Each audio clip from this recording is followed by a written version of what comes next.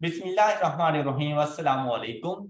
आज के लेक्चर में हम लोग डिस्कस करने वाले हैं accounting standard 8 accounting policies, change in accounting estimates and errors, और ये हमारी स्टडी टेक्स्ट में चैप्टर नंबर 9 है।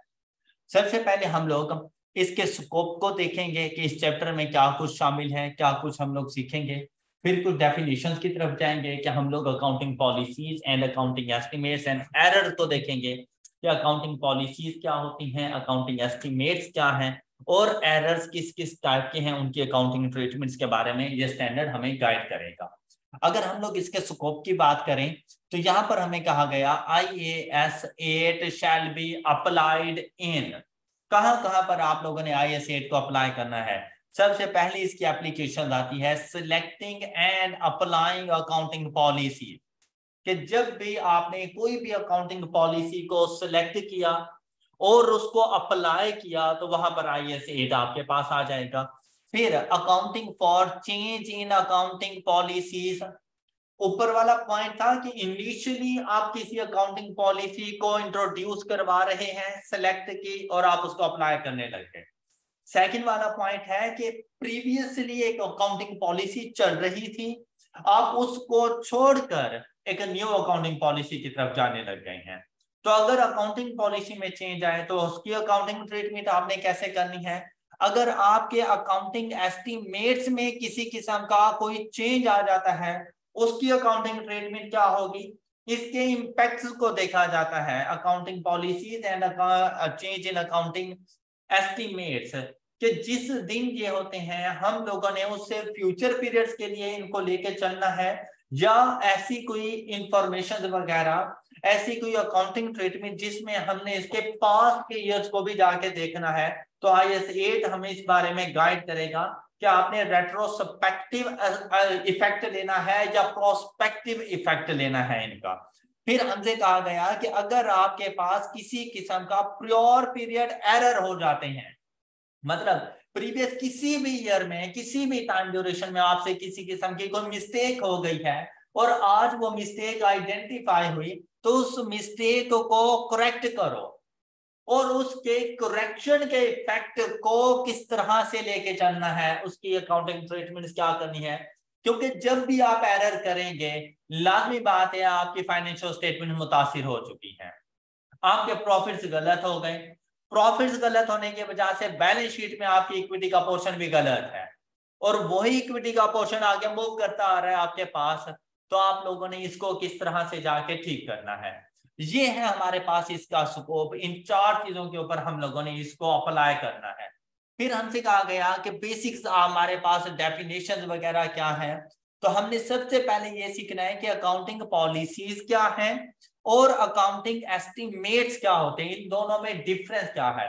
तो सबसे पहले आपने यही बात अपने क्वेश्चन में आइडेंटिफाई करनी है कि ये चेंज इन अकाउंटिंग पॉलिसी है या चेंज इन अकाउंटिंग एस्टिमेट्स है, क्योंकि दोनों के ट्रीटमेंट्स डिफरेंट है। तो आपने सबसे पहले यही चीज आइडेंटिफाई करनी होगी कि ये मेरी पॉलिसी के अंदर चेंज है या मेरे एस्टिमेट्स के अंदर चेंज है। तो पॉलिसीज क्या होती हैं। पॉलिसीज बेसिकली अगर हम लोग बात करें कि आपके रूल्स एंड रेगुलेशंस हैं, आपके लॉस हैं कि आप लोगों ने अपनी फाइनेंशियल स्टेटमेंट्स को किस तरह से प्रिपेयर करना है, तो उनको हम लोग पॉलिसी कहते रहते हैं। कि हम लोग अपने पास, जैसा कि ये हमारी पॉलिसी होती है कि हम लोगों ने ग्रांट को रिकॉर्ड किस तरह से करना है। हमारे पास 2 मेथड थे, उनमें से कोई सा एक मेथड हम लोगों ने अप्लाई करना होता है। ये हमारी अकाउंटिंग पॉलिसी है, इसमें कोई एस्टिमेट्स नहीं है हमारे पास। अब यहां पर हम लोगों ने क्या करना होगा कि भाई अगर आप उसको डेफर्ड करते हैं तो ये आपके पास एक पॉलिसी, अगर आप उसको डिडक्ट करते हैं from the cost of asset, ये आपके पास एक दूसरी पॉलिसी आ। इसी तरह अगर वो ग्रांट आपके पास एक्सपेंसिस से रेलिवेंट है, तब भी आपके पास 2 मेथड्स हैं कि आपने डेफर करना है या अपने रिलेटेड एक्सपेंसिस में से उनको डिडक्ट करना है। ये आप लोगों की अकाउंटिंग पॉलिसी होती है। इसी तरह से इन्वेस्टमेंट प्रॉपर्टी की अगर हम लोग बात करें, इन्वेस्टमेंट प्रॉपर्टी को भाई आपने फेयर वैल्यू मॉडल पे रखना है या आपने कॉस्ट मॉडल पे रखना है, ये भी आपके पास अकाउंटिंग पॉलिसी है। देखिए एस्टिमेट्स में आपके पास चॉइसेस होती हैं कि आप ले लो, आप लोगों ने ये चीजें डिसाइड करनी है। पॉलिसीज के अंदर ये होता है कि डिफाइंड है आपके पास पॉलिसीज, उनमें से किसी एक को सिलेक्ट करना है आपने, उसको चेंज नहीं कर सकते, अपनी मर्जी नहीं कर सकते, मर्जी सिर्फ सिलेक्शन की होती है कि भाई ये दो ऑप्शन है आपके पास, इनमें से कोई सा एक चूज कर लो। तो जी आपके पास आता है। अब यहां पे देखें पॉलिसीज के लिए आर द स्पेसिफिक प्रिंसिपल्स, मतलब ऑलरेडी डिफाइंड है हमारे पास प्रिंसिपल्स, रूल्स, रेगुलेशंस, लॉज हमारे पास बने बनाए मौजूद हैं। Basis, conventions, rules, practices applied by an entity in preparing and presenting financial statements, कि हम लोगों ने किस तरह से अपनी फाइनेंशियल स्टेटमेंट्स को प्रिपेयर करना है, उन्हें हम लोगों ने अकाउंटिंग पॉलिसीज कहना है। अब उसने जरा हमें एग्जांपल बता दी, जैसे कहता है भाई आपके पास रिकॉग्निशन क्राइटेरिया, बोरिंग कॉस्ट से रेलिवेंट क्या था कि भाई आपने कब उसको कैपिटलाइज करना है, कब उसको जाकर आप लोगों ने एक्सपेंस आउट कर देना है। तो इसके लिए मुकम्मल स्टैंडर्ड ने आप लोगों को गाइड किया हुआ है उस चीज के बारे में। ये पॉलिसी है आपकी, क्या बोरिंग कॉस्ट को कैपिटलाइज करते हैं, कितनी अमाउंट से करते हैं, और रिमेनिंग अमाउंट जो आपके पास होगी वो आप चार्ज करेंगे प्रॉफिट और लॉस अकाउंट को। अब देखिए, capitalising borrowing cost in the cost of qualifying asset rather than charging it as an expense. तो ये आपको आपके स्टैंडर्ड ने बताया था कि भाई आपकी बोरिंग कॉस्ट की क्या पॉलिसी होनी चाहिए, कि अगर आपके पास किसी क्वालिफाइंग एसिड से रेलिवेंट आप बोरिंग्स करते हैं तो आपने उसको एक्सपेंस आउट नहीं करना, आपने उसको कैपिटलाइज आके करना है। ऐसे ही था ना। तो ये आपकी अकाउंटिंग पॉलिसी है, रिकॉग्निशन क्राइटेरिया से रेलिवेंट। इसी तरह कहता है भाई मेजरमेंट बेसिस। मेजरमेंट बेसिस हमारे पास क्या होते हैं, जैसे इन्वेस्टमेंट प्रॉपर्टी के लिए या तो कॉस्ट मॉडल है या फिर फेयर वैल्यू मॉडल है। IAS 16 के लिए हाँ जी कॉस्ट मॉडल है या रिवैल्यूएशन मॉडल है। इसी तरह से इन्वेंट्री आप लोगों ने पढ़ा था, इन्वेंट्री के लिए हमारी पॉलिसी बनी हुई है कि हम लोगों ने अपनी इन्वेंट्री को रिकॉर्ड करना होता है लोअर ऑफ कॉस्ट और NRV। ये हमारी अकाउंटिंग पॉलिसी है कि हम लोगों ने उसको प्रेजेंट कैसे करना है, हमारी प्रेजेंटेशन क्या होनी चाहिए। तो कहता है यहां पर हमसे कहता है कि भाई डेफर्ड ग्रांट इनकम की जैसे प्रेजेंटेशन आपको बताई गई थी कि आप रिलेटेड टू एसेट है तो आइदर उसको सेपरेटली रिकॉर्ड कर दें और by deducting from carrying amount of related asset. I hope कि अकाउंटिंग पॉलिसीज की थोड़ी समझ आ गई, लेकिन ये और ज्यादा अच्छे तरीके से समझ आ जाएगी जब आप लोगों को अकाउंटिंग एस्टिमेट्स का पता चल जाएगा कि अकाउंटिंग एस्टिमेट्स क्या है। फिर इजीली आप डिस्टिंग्विश कर सकते हैं कि कौन से अकाउंटिंग एस्टिमेट्स हैं और कौन सी अकाउंटिंग पॉलिसीज हैं। अकाउंटिंग एस्टिमेट्स और मॉनिटरी अमाउंट्स।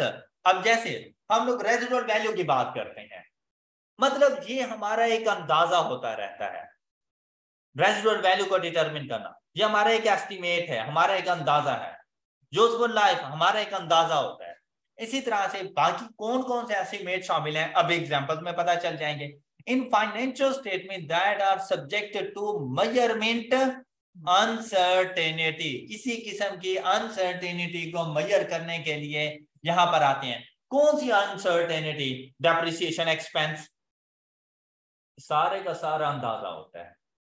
क्या भाई आपको स्टैंडर्ड ने सिर्फ ये बताया है कि मेथड कौन कौन सा यूज कर सकते हो, ऐसे ही है ना, लेकिन उसके ऊपर बाकी सारी वर्किंग हम लोग खुद कर रहे होते हैं। उसकी यूजफुल लाइफ को खुद डिटरमिन कर रहे हैं, उसकी रेजिडुअल वैल्यू को खुद से डिटरमिन कर रहे हैं। तो ये कितना एसिड डेप्रिशिएट होता है पर ईयर के हिसाब से, ये भी हमारा एक किस्म का अंदाजा ही होता है। फिर हमें कहा गया इन्वेस्टमेंट प्रॉपर्टी के लिए फेयर वैल्यू मॉडल यूज करना। मॉडल यूज करो, ये पॉलिसी है। फेयर वैल्यू क्या होगी, ये एस्टिमेट है। IAS 16 के लिए रिवैल्यूएशन मॉडल यूज करो या कॉस्ट मॉडल, ये पॉलिसी है। रिवैल्यूड अमाउंट क्या होगी, ये एस्टिमेट है। ऑलराइट, इसी तरह से यहां पर देखें कहता है भाई आप जो बैड डेट, अब हमें ये कहा गया था कि प्रूडेंस कॉन्सेप्ट है भाई, आपने अपने एसेट्स को ओवरस्टेट नहीं करना। हमने कहा यार रिसीवेबल्स के बारे में हम क्या करें, क्योंकि नॉन करंट एसेट का तो हमें पता था यार हम डेप्रिसिएशन एक्सपेंस चार्ज कर देंगे उसका, तो वो ओवरस्टेट नहीं होने वाला। हम अपने रिसीवेबल्स का क्या करें, उसने कहा था ना बैड डेट चार्ज करो, प्रोविजन फॉर डाउटफुल डेट भी चार्ज करो, ऐसा था ना। लेकिन हमारा अंदाजा होता था कि अगले साल में 10% या 5% हमारे जो डेटर्स हैं ये डाउटफुल हैं, अंदाजा ही था ना, जहां अंदाजा आ गया वहां पे एस्टिमेट चला गया, क्योंकि वहां पर हमें अकाउंटिंग ने कहीं नहीं कहा था कि 5%, 10%, 7%, 2%, कुछ भी नहीं। ये हमारी अपनी पास्ट प्रैक्टिस की बेस पर होता था कि हमारे रिसीवेबल्स में से कितने % लोग हमें अमाउंट नहीं देते। गलत भी तो हो जाता था, ऐसा थोड़ी होता था कि मैंने कहा कि 5,000 रुपये मुझे रिसीव नहीं होने और अगले साल 5,000 ही रिसीव ना हुए हों। गलत हो जाता था। एस्टिमेशन में हो सकता है ऐसा कि आपकी एस्टिमेशन थोड़ी बहुत गलत हो सकती है। तो यहां पर देखें, फिर दूसरा net realisable value for inventory. अब ये भी आपकी आपकी एक किस्म की एस्टिमेशन होती थी कि भाई आपकी नेट रियलाइजेबल वैल्यू ये हो सकती है। इसी तरह से फेयर वैल्यू अगर आप लोग फाइंड करने जा रहे हैं या रीवैल्यूड अमाउंट अपने एसेट्स या लायबिलिटीज की सिचुएशन में, डेप्रिसिएशन एक्सपेंस, उसमें useful life, depreciation method, residual value, ये सारे के सारे चेंज इन अकाउंटिंग एस्टिमेट्स हैं। फिर प्रोविजन फॉर वारंटी ऑब्लिगेशंस, इसका क्या मतलब होता है? आपको मालूम है कि जैसे आप इलेक्ट्रॉनिक्स की कोई चीज परचेज करने के लिए जाएं तो उसके ऊपर 1 ईयर वारंटी लिखी हुई होती है। इसका क्या मतलब होता रहता है? 1 ईयर वारंटी से क्या मुराद हमारे पास होता रहता है कि अगर 1 साल के अंदर अंदर ये चीज खराब हो गई तो हम आपको रिप्लेस करके देंगे या रिपेयर करके देंगे। अब यहां पर जब भी कोई ऐसी बिजनेस एंटिटी जो वारंटी के बारे में अपने एसेट्स को सेल कर रही होती है तो उसको फ्यूचर के एक्सपेंसेस को मद्देनजर रखना पड़ता है कि इस साल अगर मैंने 100 यूनिट्स सेल कर दिए हैं तो कितनी % चांसेस हैं कि ये यूनिट्स अगले साल मेरे पास वापस आएंगे और उसको हम लोग रिप्लेस करेंगे या उसके ऊपर रिपेयर एंड मेंटेनेंस एक्सपेंस करेंगे। तो वो वारंटी के बारे में ये बिल्कुल ऐसी है जैसे प्रोविजन फॉर डाउटफुल डेट, ये बिल्कुल वैसे ही होते रहते हैं कि इतने एक्सपेंसेस फ्यूचर में हमें अपनी इन करंट सेल्स के अगेंस्ट बेयर करने पड़ेंगे, तो आपने वो प्रोविजन क्रिएट कर लेनी है। अच्छा नेक्स्ट देखें, कहता है when it is difficult to distinguish, जब आपको ये मुश्किल लगे, बेसिकली आप आइडेंटिफाई कर लेंगे कि ये आपके पास चेंज इन अकाउंटिंग एस्टिमेट है या चेंज इन अकाउंटिंग पॉलिसी है, लेकिन जब आपको ये मुश्किल पेश आए कि यार ये पॉलिसी है या एस्टिमेट है, तो ऐसी सिचुएशन में आप लोगों ने क्या करना है? कहते हैं from a change in accounting estimates the change is treated as, आपने उसको अकाउंटिंग एस्टिमेट समझ के ट्रीट करना है। कब? जब आपको ये मुश्किल लगे कि ये चेंज इन अकाउंटिंग एस्टिमेट है या चेंज इन अकाउंटिंग पॉलिसी है, मतलब कंप्लीट इंफॉर्मेशन ऐसा ना हो, तो आपने उसको चेंज इन अकाउंटिंग पॉलिसी नहीं समझना, चेंज इन अकाउंटिंग एस्टिमेट समझना है, क्योंकि दोनों की अकाउंटिंग ट्रीटमेंट डिफरेंट है। अब चलते हैं हम लोग प्रियोर पीरियड एरर्स की तरफ कि भाई प्रीवियस किसी भी साल में, अब प्रीवियस ईयर से मुराद बिल्कुल प्रीवियस ईयर नहीं होता, 2 साल पहले, 3 साल पहले, 4 साल पहले, किसी भी टाइम ड्यूरेशन में हमसे कुछ एरर्स हो गए, तो उन एरर्स को जैसे ही आपको पता चला आपने उन एरर्स को ठीक करना है। अब क्या कहते हैं कि भाई एरर्स कौन कौन से हमारे पास होते हैं? आप लोगों ने एरर्स की टाइप्स वगैरह पढ़ी हुई है कि ये हमारे पास एरर्स होते हैं। उसने कहा ये आपके पास ओमिशंस हो सकती हैं कि आप लोगों ने टोटली ओमिट कर दिया, आपने कोई ट्रांजैक्शन को रिकॉर्ड ही नहीं किया प्रीवियस पीरियड में, एंड मिस स्टेटमेंट्स हो सकती हैं, मतलब आपने रिकॉर्ड तो किया लेकिन गलत अमाउंट के साथ किया, गलत हेड में किया, तो या तो वो ओमिशंस होंगी या मिस स्टेटमेंट्स होती हैं। ये 2 किस्म के एरर्स आपके पास आ जाते हैं। इन entities financial statements for 1 or more prior period arising from a failure to use or misuse of reliable information that was available when financial statements for those periods were authorized for issue। कहता है कि ऐसी errors, ऐसी omission, ऐसी miss statements, और ये एक या एक से ज्यादा प्रियोर पीरियड्स की भी आपके पास हो सकती हैं। और ये क्यों हुई? क्योंकि आप फेलियर ऑफ यूज, कि आप इंफॉर्मेशन को यूज नहीं कर पाए या यूज किया लेकिन मिस यूज हो गई वो इंफॉर्मेशन, आपको जब रिजल्ट ही ठीक से नहीं मिले तो आप उसको गलत इंटरप्रेट कर बैठे। देखिए भाई, अगर कोई एक्सपेंस हुआ और मैंने रिकॉर्ड ही नहीं किया, इसका मतलब मैंने अपने प्रॉफिट को इंक्रीज कर दिया।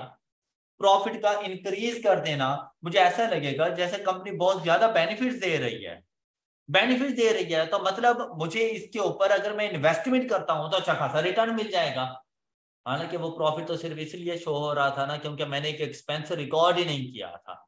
अगर मैं उसको रिकॉर्ड कर देता, प्रॉफिट इंक्रीज हो जाता, क्या मेरा डिसीजन चेंज हो नहीं सकता था? क्या हो सकता था मैं अब इन्वेस्टमेंट ना करूं कि भाई शायद कोई प्रॉपर, कोई खास, कोई अच्छा रिटर्न मुझे इससे नहीं मिल रहा। तो इंफॉर्मेशन को या तो हम लोग मिस यूज कर जाते हैं या उसको प्रॉपर वे में उस इंफॉर्मेशन को यूज नहीं कर पाते।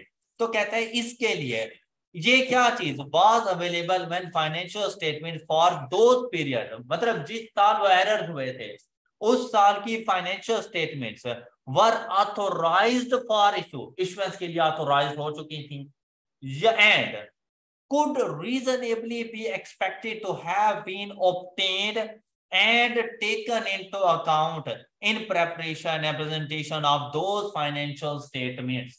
तो आपके पास ना जब फाइनेंशियल स्टेटमेंट्स वगैरह आती रहती है ना, तो इसमें आपके पास अक्सर ऐसा होता रहता है कि अगर कोई 2-3 साल पहले की कोई फाइनेंशियल स्टेटमेंट्स है तो आप लोगों को ऑथोराइज्ड फाइनेंशियल स्टेटमेंट्स मिलती हैं, वो आप लोगों को ऑडिटेड फाइनेंशियल स्टेटमेंट्स मिला करती हैं। अगर 3-4 साल पहले की हैं तो मतलब वो एक फाइनेंशियल स्टेटमेंट को बनने में 2 से 3 माह लग जाते हैं। एक साल की अगर फाइनेंशियल स्टेटमेंट बनवानी हो, 3 माह के बाद वो उसका ऑडिट वगैरह हो जाता है।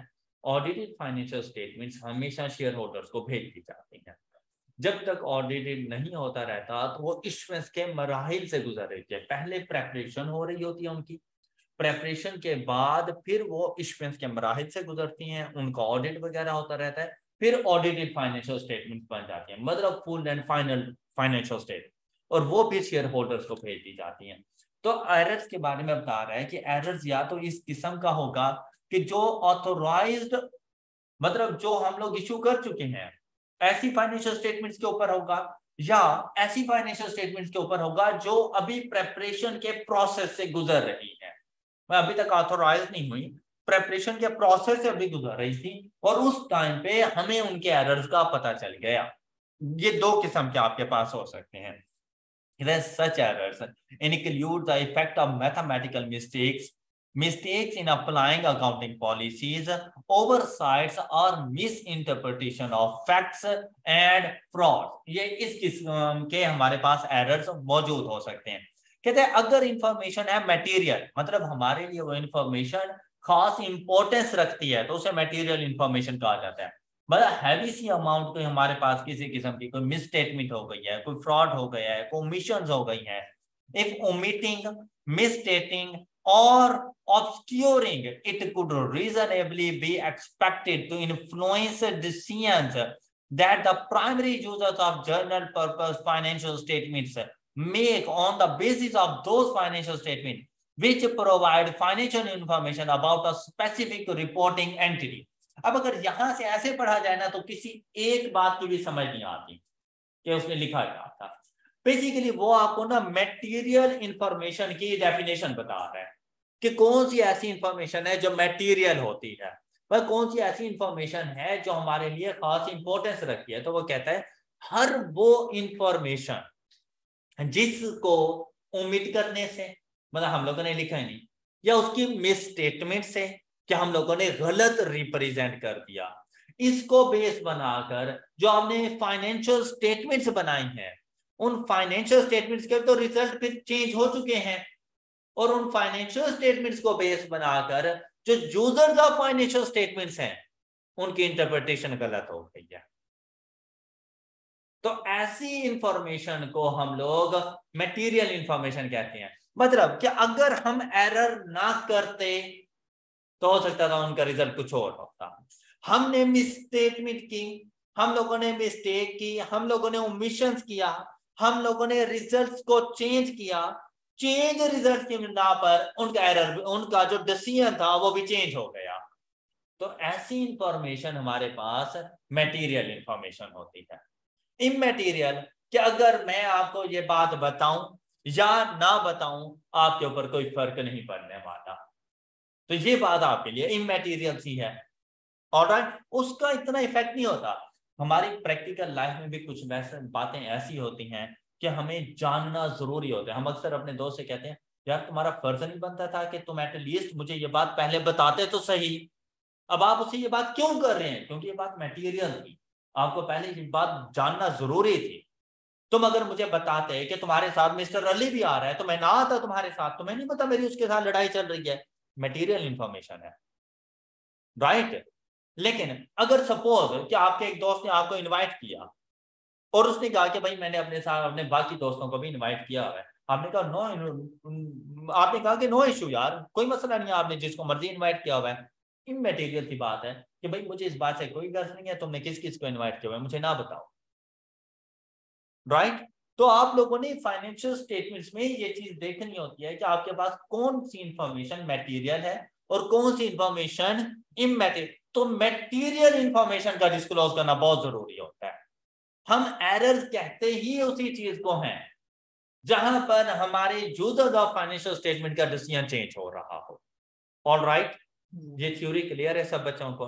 अब आहिस्ता आहिस्ता हम लोग चलेंगे जरा न्यूमेरिकल पोर्शंस की तरफ। तो वहां पर आप लोगों का इंटरेस्ट मजीद डेवलप होता जाएगा। जैसा कि उसने आपको ये क्वेश्चन दिया और आपसे पूछता है कि भाई मैंने 3 चीजें आपके सामने एक्सप्लेन कर दी, अब उनको बेस बनाकर यहां पर मुझे बताओ कौन सा चेंज इन अकाउंटिंग एस्टिमेट है, कौन सा चेंज इन अकाउंटिंग पॉलिसीज है और कौन सा हमारे पास एरर्स है।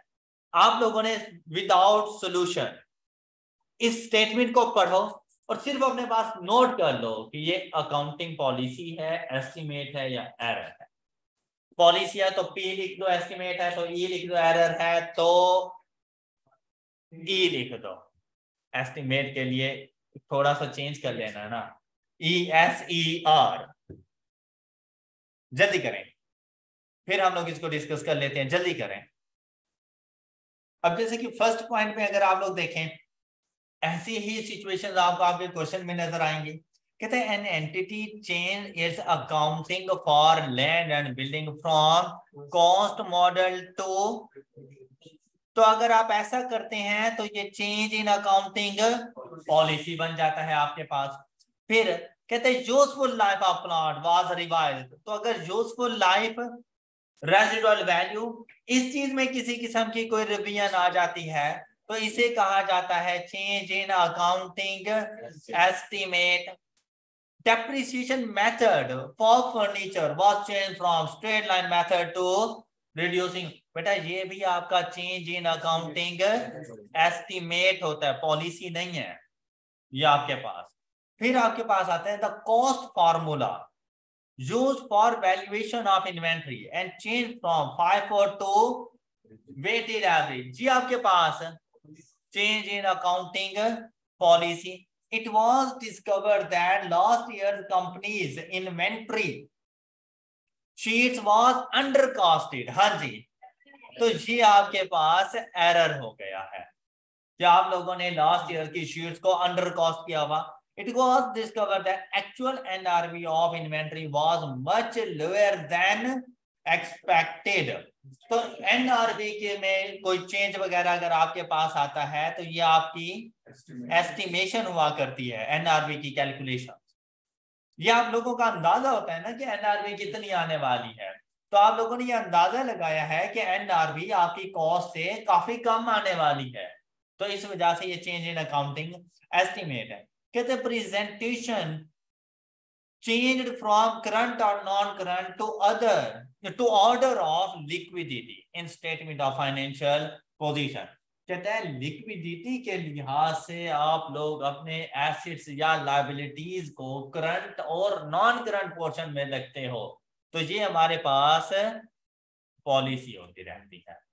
देखो नॉन करंट एसेट कौन से होते हैं? जो 1 साल से ज्यादा का बेनिफिट है, मतलब जो लिक्विडिटी की पोजीशन पे ना हो। और जो लिक्विडिटी होते हैं, लिक्विड एसिड्स हमारे पास होते हैं, वो हमारे करंट एसिड्स बन रहे होते हैं, तो हम लोगों ने ऐसे ही उनको प्रेजेंट किया हुआ होता है नॉन करंट एंड करंट के बेसिस। और ये जो बेसिस होती है लिक्विडिटी की पोजीशन पर होती है, तो इसे चेंज इन अकाउंटिंग पॉलिसी कहा जाता है। ऑलराइट, अब आ जाए हमारे पास इनके अकाउंटिंग ट्रीटमेंट्स के बारे में हम लोग बात करेंगे।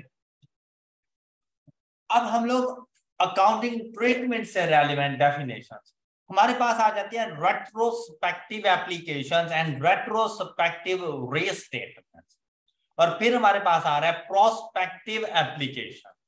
अब इन चीजों को देखें। रेट्रोस्पेक्टिव एप्लीकेशंस क्या होती हैं? कहते हैं कि इन्होंने अप्लाई होना होता है, a new accounting policy is applying, retrospective application is applying a new accounting policy to transactions, other events and conditions as if that policy had always been applied। क्या मतलब कि भाई स्टार्ट में चाहे जो मर्जी आपके पास पॉलिसी थी, आप अकाउंटिंग ट्रीटमेंट करते रहे ईयर 1 में, ईयर 2 में, ईयर 3 में। ये बात समझ आ गई? कहते हैं कि जब आप लोग गए ना ईयर 4 में, आपने अपनी पॉलिसी को चेंज कर दिया, उस पॉलिसी के चेंज करने की वजह से जो भी इम्पैक्ट आया, वो इम्पैक्ट ऐसे लेके चलना जैसे यही पॉलिसी ईयर 1 से स्टार्ट की थी तुमने। राइट? क्या इसकी एग्जांपल आपके माइंड में आ रही है? गवर्नमेंट ग्रांट का वापस करना, गवर्नमेंट ग्रांट का वापस करना कब? जब हमने उसको डिडक्ट किया हुआ होता है from the cost of asset. तो फिर हम लोग क्या करते थे? गवर्नमेंट ग्रांट वापस करते थे, लेकिन आपको याद है कि हम उसकी क्यूमुलेटिव डेप्रिसिएशन भी फ्रॉम द स्टार्ट देखते थे कि गवर्नमेंट ग्रांट के डिडक्शंस की वजह से हम लोगों ने डेप्रिसिएशन एक्सपेंस कम चार्ज किया हुआ है, तो उतना हम लोग एक्स्ट्रा डेप्रिसिएशन एक्सपेंस चार्ज कर लेते थे। ऐसा था ना? उसकी बात कर। फिर कहता है रेट्रोस्पेक्टिव रीस्टेटमेंट्स। रेट्रोस्पेक्टिव रीस्टेटमेंट कहता है is correcting the recognition, measurement and disclosure of amounts of elements of financial statement as if a prior period error had never been। कहते हैं प्रीवियस ईयर की अपनी फाइनेंशियल स्टेटमेंट्स को बिल्कुल ऐसे ही prepare करो जैसे ये एरर हुआ ही नहीं था। मतलब जिस साल एरर हुआ है उस साल से जाके ठीक करो। तो ऐसे इफेक्ट्स जो कि प्रीवियस ईयर से जाके हम लोगों ने ठीक करने हो, ऐसे इफेक्ट्स को कहा जाता है रेट्रोस्पेक्टिव इफेक्ट्स। ऐसे इफेक्ट्स को कहा जाता है रेट्रोस्पेक्टिव, जिनका ताल्लुक हमारे प्रीवियस पीरियड से हो, कि इसकी वजह से हम लोगों ने अपने प्रीवियस पीरियड्स को रीस्टेट करना है। नेक्स्ट आता है प्रोस्पेक्टिव एप्लीकेशन। अब प्रोस्पेक्टिव क्या है? अब चेंज इन अकाउंटिंग पॉलिसी, कि भाई अकाउंटिंग पॉलिसी में चेंज आया, लेकिन वो change end of recognition of the effect, और इसके इफेक्ट को हम लोग रिकॉग्नाइज कर रहे हैं इन accounting estimates of a change in an accounting estimate respectively. और कहते हैं कि prospective application of a change in accounting policy and of recognizing the effect of a change in accounting estimates respectively, और कुछ इस तरह से करना। कहते हैं applying the new accounting policy to transaction, other events and condition occurring after the date as at when the policy is, कि जिस दिन पॉलिसी में चेंज आया उसके बाद, मतलब प्रीवियस पीरियड तो नहीं देखना, आने वाले ईयर्स को देखना है, फ्यूचर पीरियड्स को देखना है, उसमें आप लोगों ने आकर चेंज अप्लाई कर देना है। And recognising the effect of the change in accounting estimates, और अगर आपके पास अकाउंटिंग एस्टिमेट्स में चेंज आता है in the current and future periods affected by the change. बेटा चेंज इन अकाउंटिंग एस्टिमेट में आप ऐसा नहीं करते थे कि सपोज चेंज आ जाता था साल के बिल्कुल स्टार्ट में, तो उस करंट ईयर को और फ्यूचर पीरियड्स में जाकर आप लोग चेंज को अप्लाई करते थे। क्या पिछले 2 साल के डेप्रिसिएशन एक्सपेंस को चेंज करते थे? इसे कहा जाता है प्रोस्पेक्टिव इफेक्ट। इसी तरह पॉलिसी के बारे में कहता है कि कुछ आपकी पॉलिसीज ऐसी भी होंगी कि जिसका पर्पस प्रीवियस ईयर्स को ठीक करना नहीं होगा। देखिए भाई, अगर एरर्स हो जाते हैं ना प्रीवियस किसी पीरियड के अंदर, तो लाजिम बात है वो कह रहा है कि भाई आपने इसको बिल्कुल ऐसे ही ट्रीट करना है जैसे ये एरर कभी हुआ ही नहीं था। मतलब कैसे, कि जाके पिछले साल को ठीक कर दो। जब पिछले साल को ठीक कर देंगे तो क्या वो एरर अब रहेगा? तो वो आगे अपने इम्पैक्ट को बिल्कुल सही लेके चलेगा। मतलब पास्ट के ईयर को जाके ठीक करो, इसे कहा जाता है रेट्रोस्पेक्टिव इफेक्ट। और अगर कोई अकाउंटिंग पॉलिसी में चेंज है जिसका इम्पैक्ट फ्यूचर और प्रेजेंट पीरियड के ऊपर है, या कोई चेंज इन अकाउंटिंग एस्टिमेट्स है जिसको आप प्रेजेंट और फ्यूचर में डील कर रहे हो, इसे कहा जाता है prospective applications. Alright, any issue? कहते हैं applying a requirement is impracticable when the entity can not apply it after making every reasonable effort to do so. अब बात करते हैं हम लोग कि हमने अपनी पॉलिसीज को किस तरह से सेलेक्ट करना है और उसके एप्लीकेशंस क्या क्या है। Selection and application of accounting policy. अभी तक हम लोगों ने जितना पढ़ा ना, हम लोग इस IAS 8 के अंदर 3 चीजें डिस्कस कर रहे हैं, accounting policies, accounting estimates and हम लोग तीनों के बारे में बात कर रहे थे अभी तक। अब हम लोग स्पेसिफिक हो गए हैं, अब हम लोग सिर्फ अकाउंटिंग पॉलिसीज की बात करेंगे कि अकाउंटिंग पॉलिसीज क्या है, इनको कैसे सिलेक्ट करना है। हर किसी के लिए अलग अलग अकाउंटिंग पॉलिसी है और उनकी एप्लीकेशंस को हम लोगों ने कैसे देखना है। तो अब वन बाय वन हम लोग इसके बारे में डिस्कशन करेंगे कि when an IFRS specifically applies to a transaction, events or condition, when an IFRS specifically applies to a, कि कोई एक ऐसा आपका स्टैंडर्ड है जो किसी एक ट्रांजैक्शन पे, इवेंट्स पे, कंडीशंस पे अप्लाई हो रहा है, the accounting policies apply to that item shall be determined by applying the IFRS। तो उसके लिए आपने अपने अकाउंटिंग स्टैंडर्ड को देखना है, उस पॉलिसी से रेलिवेंट, उस इवेंट, उस ट्रांजैक्शन से रेलिवेंट आप लोगों ने अपने स्टैंडर्ड को देखना है। अब क्या चीज कहते हैं, in absence of an IFRS, कि इन केस अगर किसी किस्म के आपको अकाउंटिंग स्टैंडर्ड्स के अंदर आपको नहीं पता चला कि हमने इसकी ट्रीटमेंट को कैसे करना है, that is applicable specifically, the management shall use its in developing and applying an accounting policy that results in information that is relevant to the economic decision making needs of users। आप जो भी अपनी policies को select करें, जो अपनी judgements बनाएं, वो हमेशा रेलिवेंट होनी चाहिए। किस चीज के रेलिवेंट होनी चाहिए? कि आपके जो इकोनॉमिक डिसीजंस बनाए जा रहे होते हैं, आपकी इन जजमेंट्स को बेस बनाकर making needs of the user, कि उन यूजर्स ने जो बनाने हैं उनसे रेलिवेंट आपकी जजमेंट्स होनी चाहिए। कब? जब स्टैंडर्ड आपको गाइड ना करें उस टाइम पर। और दूसरा, रिलायबल इंफॉर्मेशन होनी चाहिए इन दैट फाइनेंशियल स्टेटमेंट्स, कि जो फाइनेंशियल स्टेटमेंट्स आप बना रहे हैं उनके अंदर आपकी जजमेंट्स एक तो रेलिवेंट हो और दूसरा रिलायबल हो। मतलब यार, अगर आप लोग ये कह दें कि भाई एसिड ने, स्टैंडर्ड ने आपसे कहा कि भाई आप लोग अपने नॉन करंट एसिड को डेप्रिशिएट किया करो, ऐसे ही है ना। अब या आपको स्टैंडर्ड ने ये कहा कि भाई आप लोग अपनी इन्वेस्टमेंट प्रॉपर्टी के ऊपर कॉस्ट मॉडल या फेयर वैल्यू मॉडल अप्लाई करो। अब फेयर वैल्यू डिटरमिन कैसे करनी है उसने नहीं बताया। हमने फेयर वैल्यू तो अप्लाई कर दी, लेकिन फेयर वैल्यू के लिए अपनी जजमेंट चली गई। अब यहां पर अपने एसेट्स को ओवरस्टेट करने के लिए हो सकता है 100 रुपए की चीज आप 200 रुपए में लिख दो, तो क्या रेलिवेंट है? रिलायबल है? नहीं है रिलायबल। तो आप रिलायबल से क्या मुराद है कि कोई अगर आपसे पूछे कि भाई ये 200 रुपए तुमने कैसे कर दिए, तो आप उसे बता सको कि भाई मैंने ये 200 रुपए कैसे किए। आप उसे मार्केट के बारे में बता सको कि भाई मार्केट में ये रेट है, ड्यू टू इन्फ्लेशन आजकल ये चीज इतने में चल रही है। मार्केट में जाके आप एविडेंस ले लें, आप उसे बताएं। या क्रेडिबल सोर्स इसलिए कहा गया था कि इंडिपेंडेंट वैल्यूअर होना चाहिए।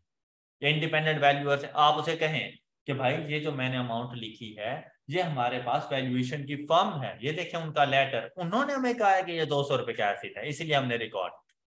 तो अब रिलायबल सोर्स आ जाता है। जैसे अगर हम लोग एज अ मुस्लिम हमारे सामने कोई बात आती है ना और हमें उसमें थोड़ा सा इख्तलाफ हो, लेकिन अगर कोई ये कह दे कि भाई ये हदीस शरीफ में है और वो साथ में हवाला भी दे दे कि हदीस शरीफ की कौन सी बुक में है, हम लोग वहां पर खामोश हो जाते हैं। क्यों?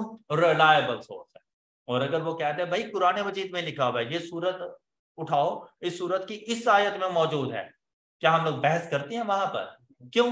रिलायबल सोर्स है। All right.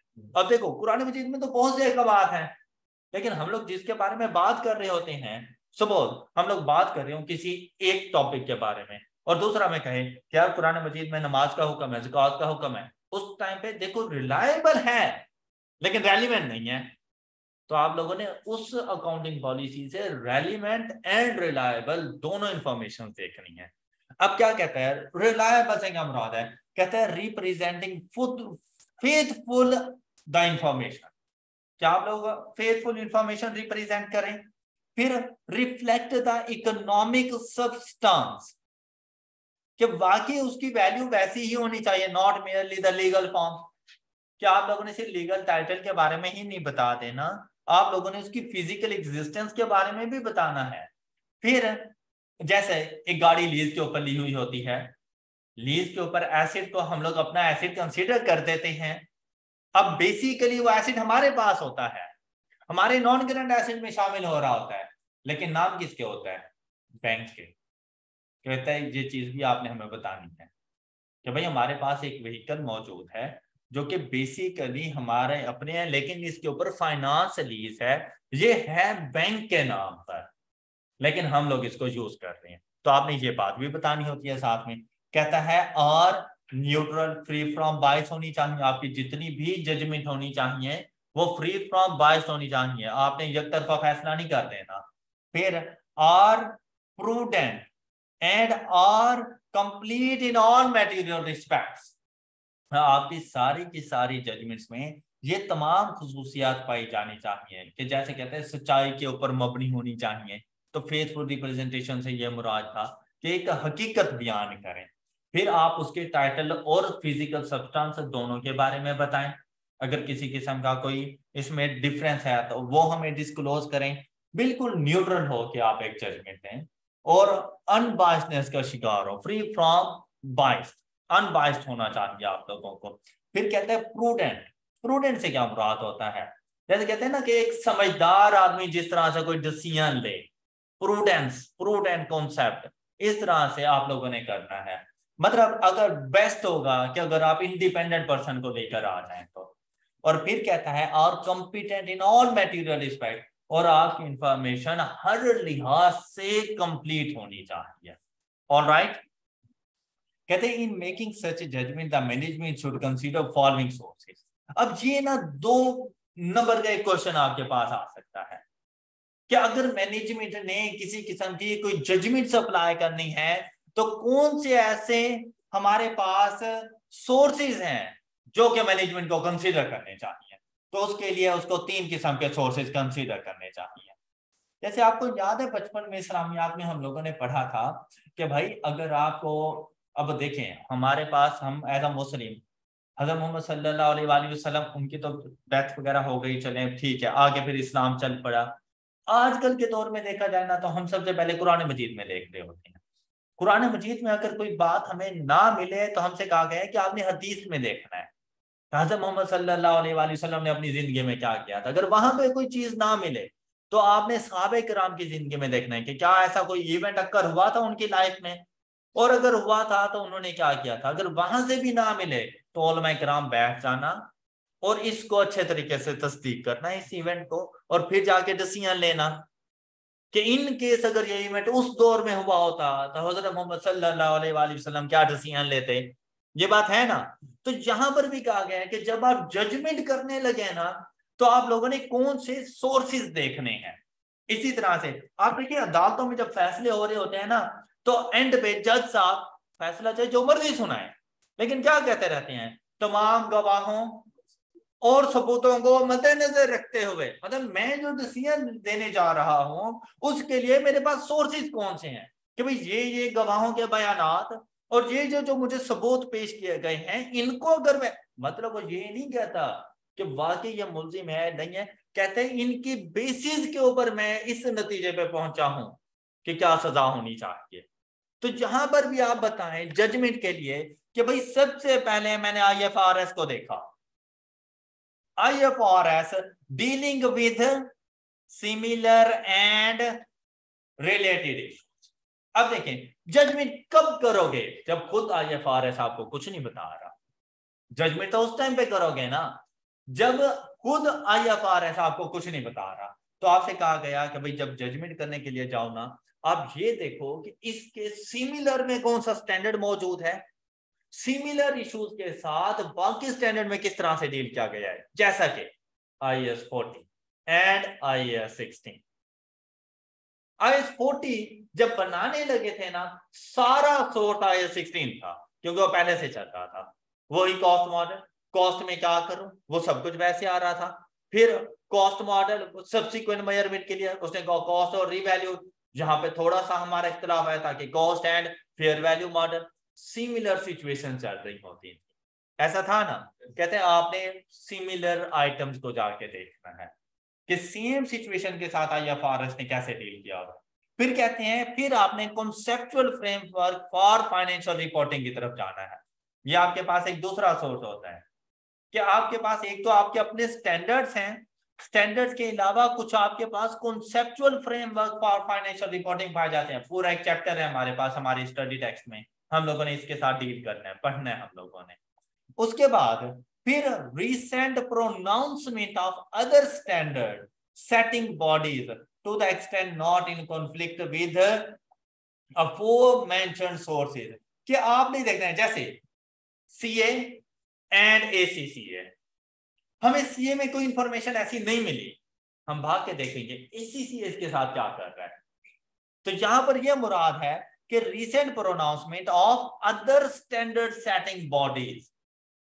इसी तरह से आपके पास ये जो स्टैंडर्ड को सेट करने के लिए बॉडीज होती हैं, ये भी आपके पास डिफरेंट डिफरेंट बॉडीज मौजूद हैं जो कि इन फ्यूचर आप लोग सबके बारे में पढ़ेंगे। जैसे हम लोग कहते हैं ना international accounting standard board, IASB, international accounting standard, इसी के तरह की और बहुत सी स्टैंडर्ड बॉडीज आप लोगों के पास मौजूद हैं। आपने उनमें प्रोनाउंसमेंट्स को देख लेना है। ऑलराइट, ये आपके पास 3 किस्म के सोर्सेज हैं। कहते हैं accounting policy should be applied consistently for similar transaction unless required और परमिटेड बाय। कहते हैं कि जब आप एक अकाउंटिंग पॉलिसी को अडॉप्ट कर लेते हैं तो फिर आपने हर साल सेम अकाउंटिंग पॉलिसी को अप्लाई करना है। ये बात क्लियर है सब बच्चों को? इससे रेलेवेंट एग्जांपल नंबर 2, इस एग्जांपल नंबर 2 को रीड करें sir. Example 2, IAS 16 property, plant and equipment allows the use of cost model or the revalue। अब देखिए ये पॉलिसी है कि आप इन दोनों में से कोई सा एक मॉडल अप्लाई कर दो। फिर क्या कहते हैं, for measurement after recognition this is an example of where IFRS permits categorization of items for which different policies may be appropriate. However, either of the measurement model must be applied to an entire class of property, plant and equipment consistent। कि जो भी accounting policy अब आप apply कर दें वो अब आपकी पूरी उस क्लास ऑफ एसेट के ऊपर सेम पॉलिसी आप लोगों ने लेके चलनी है। नेक्स्ट देखें, कहते consistency also implies that some accounting policies may be applied in different accounting periods। Consistency also applies किस टाइम, जब कहता है कि सेम अकाउंटिंग पॉलिसीज में be applied in different accounting periods. क्या आपने ईयर 1 में भी सेम पॉलिसी रखी, ईयर 2 में भी, 3 में भी, 4 में भी? अब अकाउंटिंग पीरियड चेंज होते जा रहे हैं लेकिन अकाउंटिंग पॉलिसी सेम है। क्या आप लोग रिवैल्यूएशन मॉडल यूज करते हैं, आप लोग कॉस्ट मॉडल यूज करते हैं। Unless a change in policy is required और परमिटेड। बेटा जब तक इवन के चेंज इन अकाउंटिंग एस्टिमेट भी, जब तक रिक्वायर्ड और परमिटेड ना हो तब तक आप चेंज नहीं कर सकते। मतलब आपकी अपनी मर्जी नहीं चलनी, आप चेंज करना चाहो तो आपके उसके लिए पहले परमिशन लेनी पड़ेगी।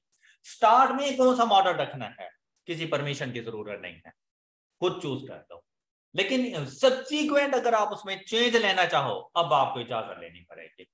अब जब तक आपको परमिशन ना दी जाए तब तक आप चेंज नहीं कर सकते। For example, if an entity applies weighted average cost formula for a certain type of inventory in one period, the same policy shall be applied in subsequent period। अब देखें कॉस्ट फार्मूला कौन सा use करना है, ये change in accounting policies में आता है। ये हमारी पॉलिसी है कि हम लोगों ने FIFO मेथड यूज करना है या वेटेड एवरेज। तो जब एक ही मेथड हमने अप्लाई करके जब अगर चेंज करना पड़ जाए तो ये चेंज इन अकाउंटिंग पॉलिसी उस वक्त तक ना करना जब तक रिक्वायर्ड बाय लॉ और परमिटेड ना। इसकी एग्जांपल मैं आपको दूं, आप लोगों से पहले जब हम लोगों ने अकाउंटिंग पढ़ी थी ना उस वक्त 3 कॉस्ट फार्मूलाज हम लोगों ने पढ़े थे, FIFO, LIFO and weighted average. ये 3 किस्म के फार्मूलाज होते थे। आप लोगों ने अब 2 पढ़े हैं, first in first out, weighted average, वो तो हम लोगों ने भी पढ़े थे। हम लोगों ने एक एक्स्ट्रा पढ़ा था LIFO, last in first out, कि जो लास्ट में आता है उसको पहले सेल करो। बाद में इसकी लॉजिक्स नहीं बनी। अब कुछ कंपनीज उस टाइम पर LIFO मेथड यूज कर रही थी, अकाउंटिंग पॉलिसी थी, स्टैंडर्ड ने ही अपने अंदर से उसको ओमिट कर दिया कि भाई LIFO मेथड आप लोगों ने अप्लाई नहीं। अब चाहे बिजनेस एंटिटी चाहे या ना चाहे, अब रिक्वायर्ड बाय लॉ है कि आप LIFO मेथड यूज नहीं कर सकते। ओके, अब अगर आप चेंज इन अकाउंटिंग पॉलिसी लेके जाते हो, अब आपको लॉ ने कह दिया, स्टैंडर्ड ने कह दिया है कि LIFO मेथड ना यूज करो। जो लोग LIFO मेथड यूज कर रहे हैं वो या तो FIFO पे चले जाओ या वेटेड एवरेज पे चले जाओ। ये बात आपको समझ आ गई है? या आपको मतलब अब स्टैंडर्ड में चेंज नहीं आया, मेथड दोनों हैं, लेकिन अब आप ये चाहते हैं कि FIFO मेथड एक बेस्ट प्रेजेंटेशन नहीं दे रहा, आपको वेटेड एवरेज की तरफ चले जाना चाहिए। अब आपको इजाजत लेनी पड़ेगी। जब आप इजाजत लेने के लिए जाएंगे तब आपसे पूछा जाता है कि भाई आप ये चेंज क्यों लाना चाह रहे हैं। भाई इसके लिए बेस्ट एक्सप्लेनेशन होती है कि आपने उसे बताना है कि financial statement basically true and fair view represent करनी चाहिए, और मेरी अंडरस्टैंडिंग के मुताबिक मेरा FIFO मेथड इतनी अच्छी अंडरस्टैंडिंग प्रेजेंट नहीं कर पा रहा जितनी अच्छी वेटेड एवरेज कर सकता है ड्यू टू इन्फ्लेशन और डिफ्लेशन। इस किस्म की आप उसे एग्जांपल दे सकते हैं। जब आप उससे बात करेंगे ना अपने यूजर्स ऑफ फाइनेंशियल स्टेटमेंट्स के बेनिफिट्स को मद्देनजर रखते हुए, उन्होंने जरूर सुननी है। आप अपना बेनिफिट बताएंगे वो इनकार कर देंगे। ऑल राइट, तो आप उसे बताएं कि भाई वेटेड एवरेज मेथड एक बेस्ट प्रेजेंटेशन है, वेटेड एवरेज मेथड एक अच्छी प्रेजेंटेशन हो सकती है as compare to FIFO method. All right, अच्छा नेक्स्ट देखें। अब हम लोग बात करने जा रहे हैं change in accounting estimates. Estimates में चेंज आप लोगों को ज्यादा इजी लगेगा क्योंकि इसके बारे में थोड़ा बहुत हम लोगों ने पहले भी पढ़ा हुआ है। अब ये क्या चीज है, एन अकाउंटिंग पॉलिसी में requires items in financial statement to be measured in a way that involves measurement uncertainty, कि जहां पर किसी किस्म की कोई अनसर्टेनिटी वगैरह आ जाती है तो वहां पे जैसे monetary amount that can not be observe directly. आप देखें भैया हमारे पास हमारा एक एसिड मौजूद है, हमें ये तो पता है कि हर साल इसने अपनी वैल्यू को डिक्रीज कर देना है, लेकिन क्या हम लोग ये सर्टेनिटी के साथ कह सकते हैं कि इस साल इसने अपनी वैल्यू में 200 का डिक्रीज किया है? तो उस अमाउंट में अनसर्टेनिटी मौजूद है हमारे पास। एम आई राइट? इसी तरह बैड डेट के बारे में हमें ये पता है कि फ्यूचर में हमारे कुछ डेटर्स हमें पैसे नहीं देंगे, लेकिन क्या एग्जैक्ट अमाउंट हम लोग बता सकते हैं कि कितने नहीं देंगे? नहीं बता सकते उसके बारे में। अब आपसे ये कहता है monetary amount that can not be observe directly. अब आई होप कि आपको इस बात की समझ आ गई होगी कि वो क्या कहना चाह रहा है। इसके बारे में कहता है and must instead B estimated. तो हमारे ये depreciation expense, bad and doubtful debt expense, ये सारी की सारी हमारी एस्टिमेशन के ऊपर चल रहा होता है। The use of reasonable estimates is an essential part of preparation of financial statement and does not undermine their reliability. अब जब हम लोग एस्टिमेशन की तरफ जाते हैं तो आपको याद है कि भाई हम लोग स्ट्रेट लाइन मेथड से तो डेप्रिसिएशन एक्सपेंस फाइंड कर सकते थे, हम लोग reducing balance method, sum of year digit method, output production method. क्या तो अब हमारी जजमेंट आई तो हमने सबसे ज्यादा जो मोस्ट एक्यूरेट जजमेंट होगी ना हमने उसके ऊपर जाना होता है। जैसे हम लोगों ने देखा कि स्टार्ट ईयर में सबसे ज्यादा बेनिफिट्स होते हैं, बाद में इतने बेनिफिट्स नहीं होते, तो उस बेनिफिट के पैटर्न को मद्देनजर रखते हुए हम लोगों ने जो डेप्रिसिएशन एक्सपेंस की एस्टिमेशन की थी वो रिड्यूसिंग बैलेंस मेथड कर दी थी। हमें पता है कि हर साल बेनिफिट सेम सेम हमें मिल रहे हैं, वैल्यू में इक्वल अमाउंट के साथ डिक्रीज आ रहा है, तो हम स्ट्रेट लाइन मेथड की तरफ चले गए हैं क्योंकि वो हमें ज्यादा रीजनेबल लग रहा था। कहते हैं अकाउंटिंग एस्टिमेट में need revision if changes occur in the circumstances on which the accounting estimates was based। कहते हैं जिन अकाउंटिंग एस्टिमेट्स को आपने बेस बनाया था और आपने एक एस्टिमेशन की थी, अब उन्हीं में ही किसी किस्म का कोई चेंज आ गया है। इसकी बेस्ट एग्जांपल क्या, रेजिडुअल वैल्यू में चेंज। जब मैंने सपोज गाड़ी परचेज की, मेरा एसेट है, उस सिचुएशन के मुताबिक मैंने कहा कि भाई मेरी 20 लाख की गाड़ी अगर 5 साल के बाद सेल करूं तो ये 5 लाख की सेल हो जाएगी। ऐसे ही है ना, ये मैंने इनिशियली अपने पास एस्टिमेट बना लिया रेजिडुअल वैल्यू का, और रिजल्ट ऑफ न्यू इंफॉर्मेशन और मोर एक्सपीरियंस। अब कहता है कि जो इस चीज को बेस बनाकर आप लोगों ने अपनी जजमेंट की थी, वो चीज उसमें किसी किस्म का कोई चेंज आ गया, कोई न्यू इंफॉर्मेशन आ गई, कोई न्यू एक्सपीरियंस वगैरह इस किस्म के आ गए। अब जैसे गाड़ी की एग्जांपल दी जाए, हम लोगों ने स्टार्ट में ये डिसाइड कर लिया कि भाई 5 लाख रुपए उसकी एस्टिमेशन रेजिडुअल वैल्यू होगी एस्टिमेटेड, लेकिन आप देखें कि बहुत ज्यादा गाड़ियों में चेंज आया, इतना कि इतना चेंज जो पिछले 2 साल के अंदर आया ना, पिछले 20 साल में भी इतना चेंज नहीं आया था।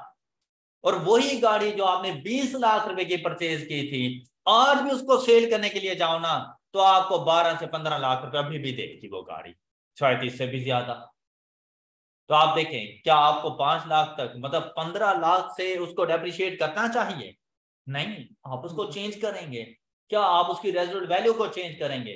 क्योंकि उस टाइम पर आपने जो अपनी एस्टिमेशन की थी उस टाइम पर इन्फ्लेशन रेट डिफरेंट थे, आज इन्फ्लेशन रेट डिफरेंट है, आप उसके मुताबिक अपना एस्टिमेट चेंज करोगे। एस्टिमेट में चेंज किया, आपके एक्सपेंस चेंज हो जाने हैं, राइट। तो कहते हैं चेंज इन अकाउंटिंग एस्टिमेट, क्योंकि आपकी अपनी जजमेंट थी, भाई ये चेंज होते रहेंगे, अगर होते हैं आप भी करते रहना।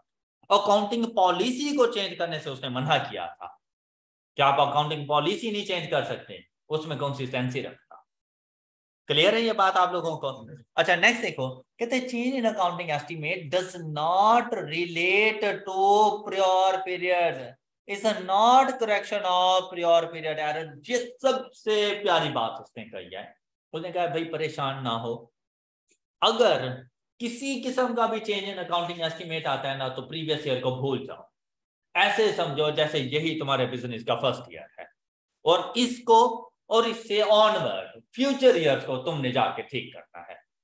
तो हमारे लिए काम बहुत आसान हो गया है कि हमने प्रीवियस ईयर्स के बारे में किसी किस्म की कोई अकाउंटिंग ट्रीटमेंट नहीं करनी, हमने प्रीवियस ईयर्स को अकाउंट फॉर जिस तरह पहले किया हुआ था उसको एज इट इज रहने देना है।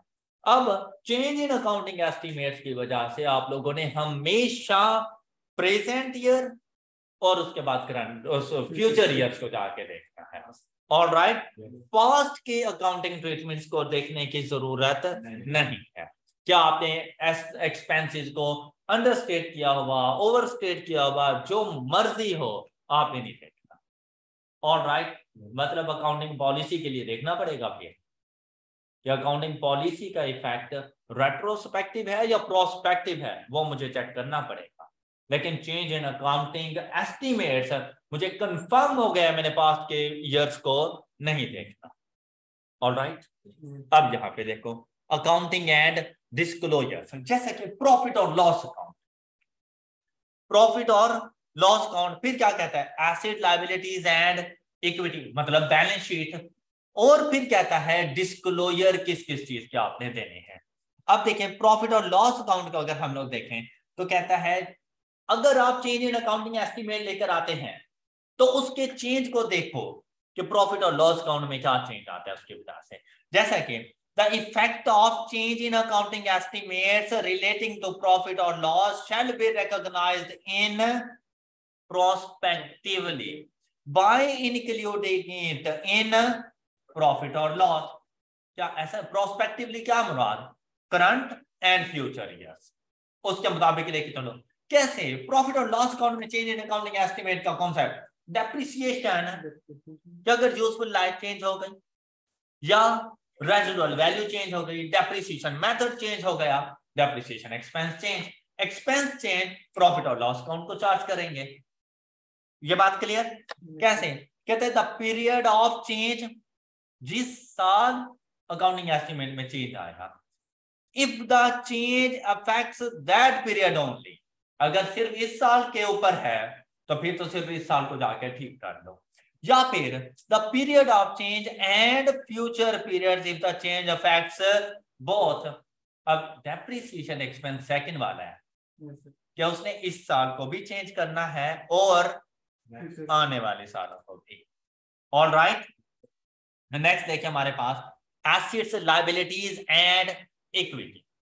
अब यहां पर देखें to the extent that a change in accounting estimate give rise to changes in assets और एंड लायबिलिटीज और relates to an item of equity.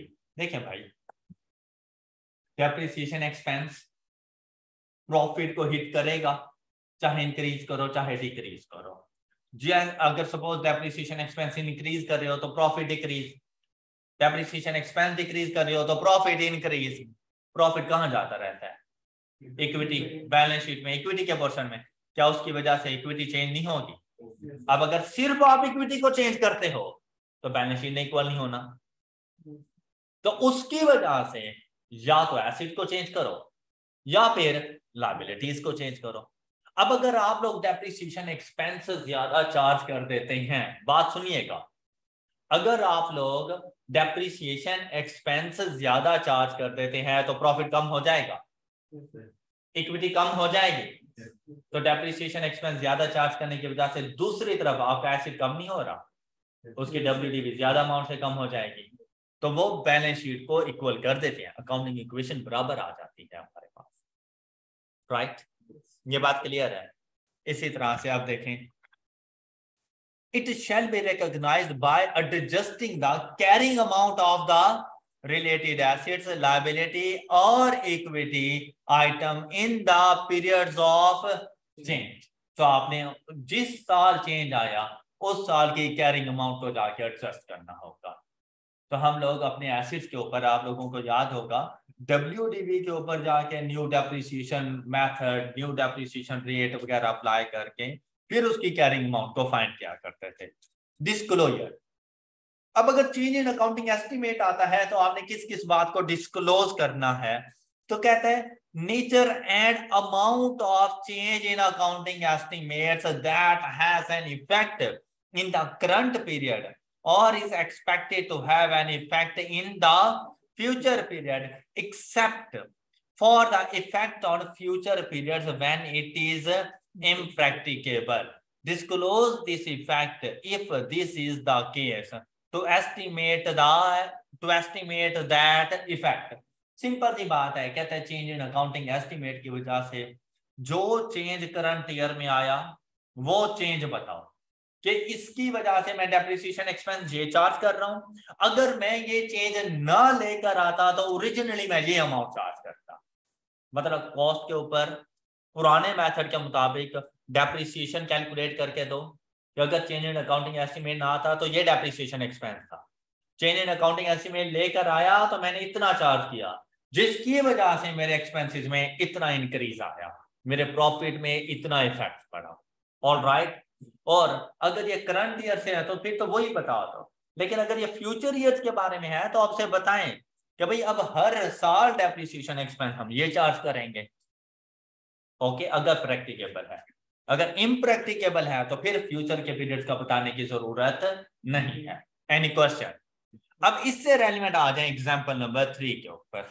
Example number 3 को रीड करें एंड आई होप कि रीड करते ही आपको समझ आ जाएगा कि लिखा हुआ क्या कुछ है।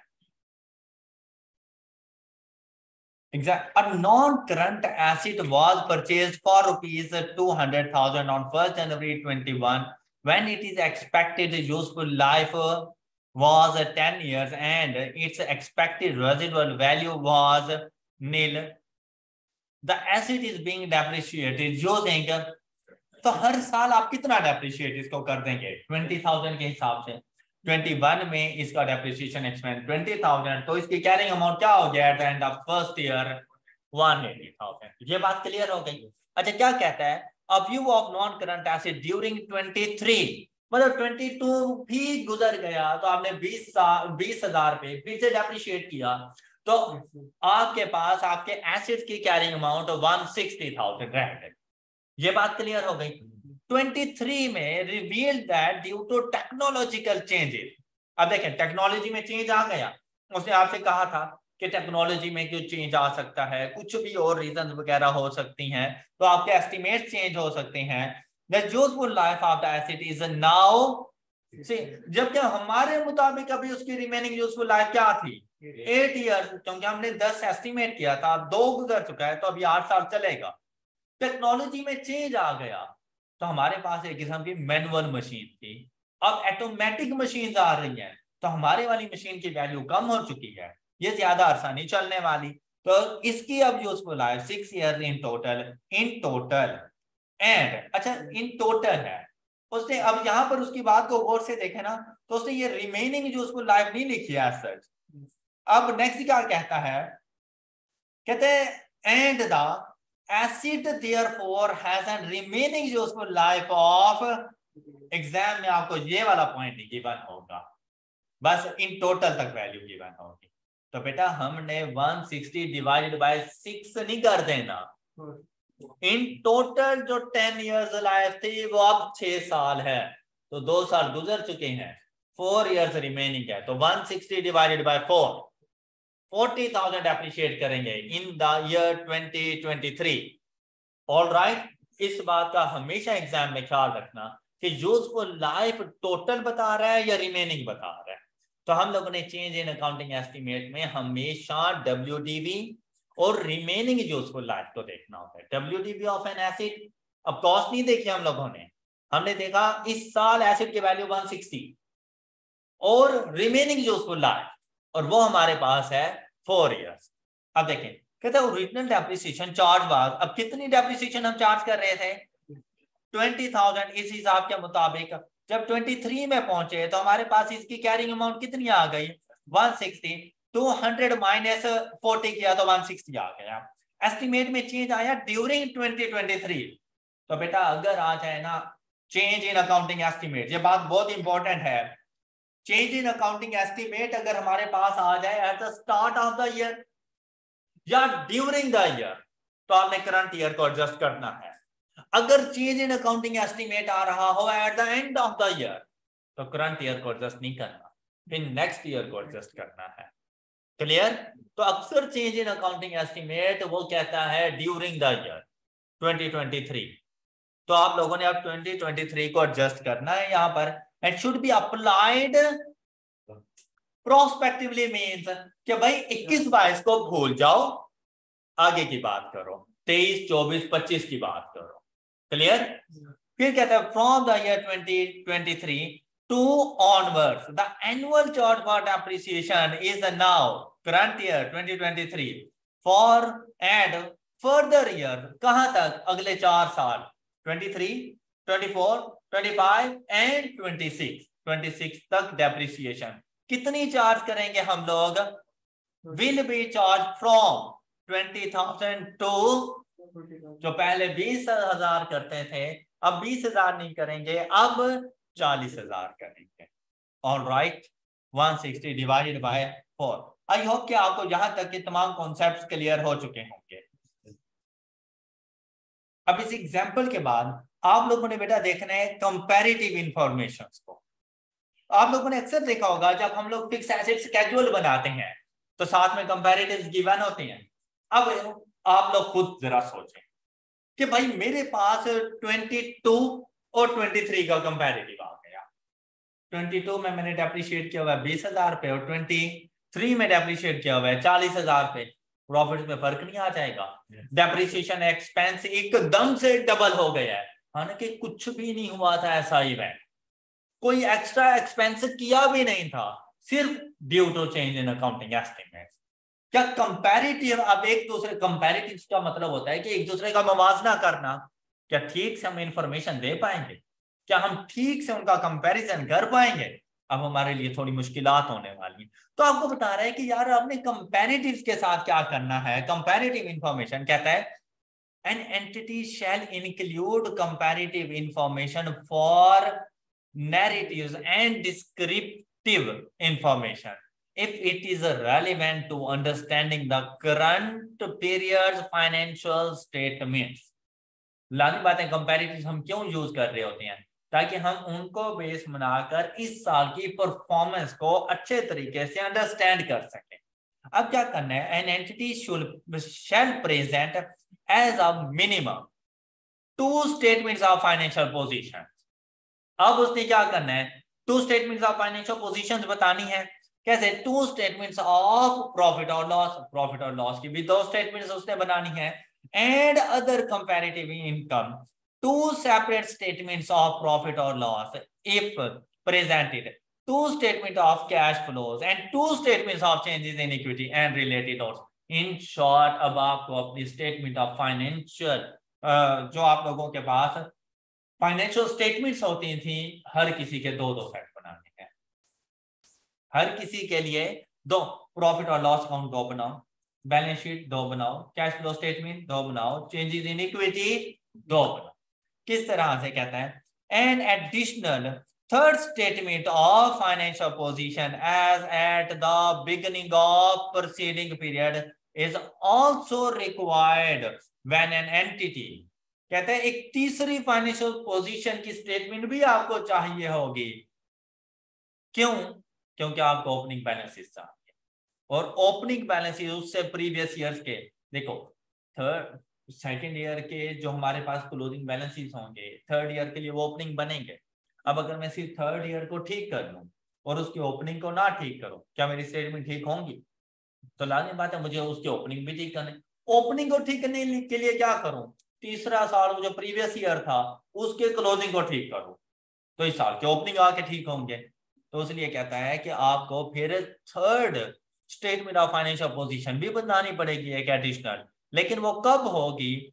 Beginning of the preceding period is also required when an entity applies N accounting policy retrospectively. ये उस वक्त बनाओगे जब कोई अकाउंटिंग पॉलिसी के इफेक्ट को आप रेट्रोस्पेक्टिवली लेकर आते हो, तब आपको ये बनानी पड़ेगी। कोई मुश्किल चीज नहीं है, इजीली आपको ये बनाना सिखा दूंगा कि हम लोगों ने किस तरह से इसको बनानी है। ये बहुत इजीली हम लोग कर लेंगे, लेकिन आपको बस पता होना चाहिए कि जब भी किसी अकाउंटिंग पॉलिसी में रेट्रोस्पेक्टिव इफेक्ट हो तो हम लोगों ने एक तो देखें, करंट ईयर तो ठीक होगा ही, लेकिन अगर कोई पॉलिसी में चेंज प्रीवियस ईयर में है या एरर्स वगैरह, तो हमें कंपैरेटिव भी ठीक करना पड़ेगा। कंपैरेटिव को ठीक करने के लिए कंपैरेटिव के ओपनिंग भी ठीक करने पड़ेंगे। उन ओपनिंग को ठीक करने के लिए बेसिकली उसे पिछला साल ठीक करना पड़ेगा हमें। ओके, तो उसकी बात उसने की है। अभी थ्योरेटिकली आपको ये बात समझ आ गई है, प्रैक्टिकली कैसे ठीक करना है वो मैं आपको समझा दूंगा, उसके लिए आप थोड़ा सा वेट करें। कहते हैं makes a retrospective restatement of items of its financial statements और reclassifies items in its financial statement. अगर आपको IAS 1 ने कहा कि आप अपने एसेट अपनी फाइनेंशियल स्टेटमेंट को रिक्लासिफाई करो, तब भी आपको रेट्रोस्पेक्टिव इफेक्ट लेके जाना पड़ेगा। अगर आप लोग किसी किस्म की कोई रीस्टेटमेंट करते हैं या अकाउंटिंग पॉलिसी में कोई चेंज लेकर आते हैं और उसका इफेक्ट रेट्रोस्पेक्टिव है, तो आप लोगों को additional third statement of financial position बनानी पड़ेगी। Alright, that's all for today. अपना बहुत सा ख्याल रखिएगा, नेक्स्ट लेक्चर में मिलेंगे। अल्लाह हाफिज।